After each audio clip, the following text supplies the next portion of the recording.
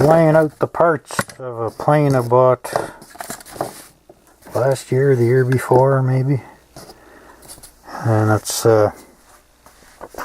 Brodak P-40 ARF. And I just took the wing out of the bag today, the shipping bag, and some alcohol, remove that, and it's the electric P-40. And I decided I'm going to put her together. I was going to put a 25 motor on it, but much to my pleasant surprise, this airplane's straight.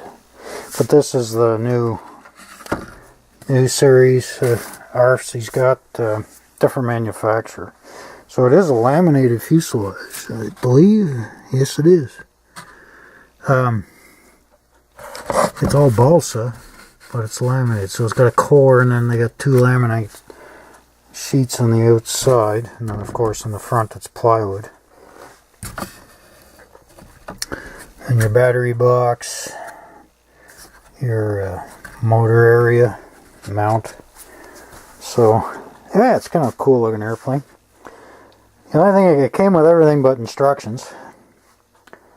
Not a huge job, I guess, putting her together without them.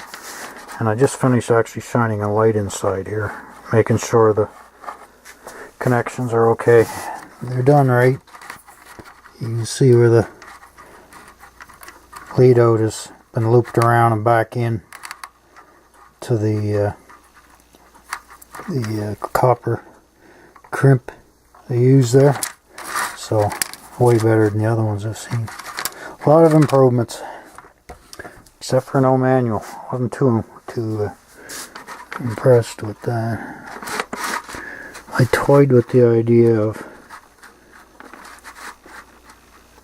taking this apart,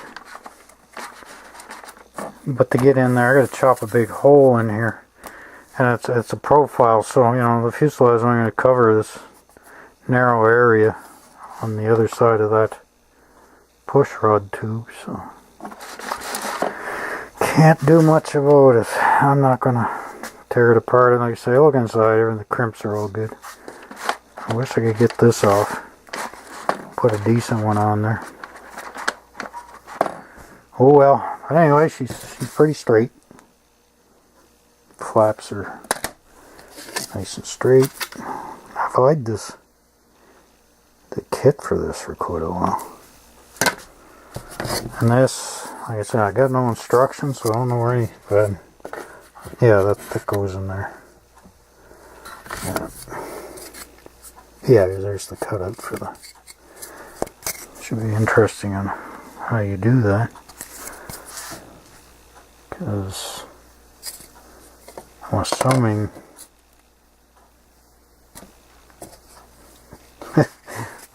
this will take a practice run, I guess. I'm assuming you wouldn't put this in later because your flaps would be in the way. So it's probably all going to go in at the same time. Don't know.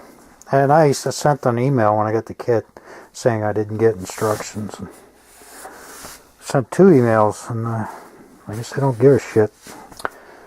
So I got my Super Clown manual, just to, without it, I kind of like following a manual. Just keeps you in the straight and narrow, so you don't do something silly like maybe put all your wing together and find out it ain't gonna fit in the fuselage. Yeah, it's just stuff like that, but not a big deal. With that big cutout, looks like this will all fit in there, so I'm assuming, judging by that, you put the wing in first and glue it in, but then you gotta make sure this is gonna fit in there somehow with the flaps in place. You know, I'll dummy it up and see what happens. Or just do it the old-fashioned way. Put one flap on, and then, you know, with your horn and everything, slide her in, glue her in, and then put the other one on, I guess. Again, I don't have instructions, so the clown's a little different. But it'll give me a guide anyway. So here's the rest of the goodies, tail feathers. I decided to use British decals because everybody and their dog has got the flying tiger decal.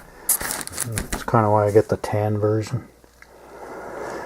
Yeah, so anybody needs decals for flying tiger. There's the other pusher on. Yeah.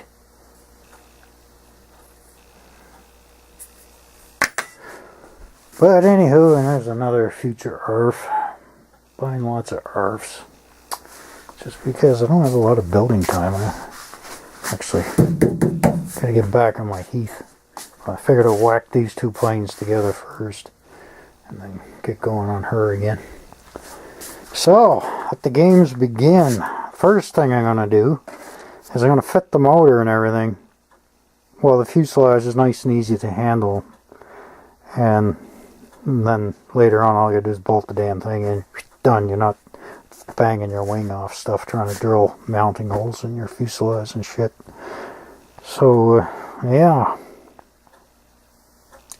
Iron out some wrinkles and have at it. So for power I'm going to use this Power 32 770 kV E-Flight motor. Hopefully with a 4-cell pack I should get the RPM I want. But it's got this huge honking ass mount. And it didn't fit in here quite. So I had to take and sand the corners off the nose there just to get this to fit in. And it's going to be about 1/16 of an inch away from the Brodak motor mounts, which is fine. The other thing I found, I'm going to have to get in there with the Dremel, because the shaft in that motor is running into the balsa there, but just a matter of zinging that off. So got that so it'll fit. It looks like I'm going to have to use number 4 screws on the top, the socket head screws.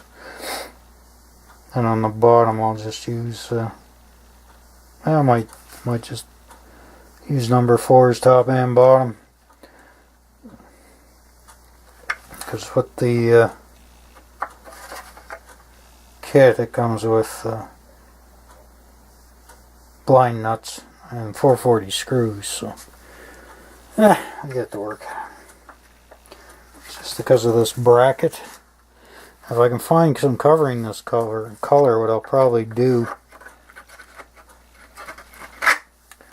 I might even, well, I don't want to damage this too much, but I might put a triangle block in here just to give it a little more. It wouldn't come off. It's got a nice fit. Plus, these two pieces here are butted up against it, so it, even if it came loose, there's not much chance it would actually come out of there. Yeah.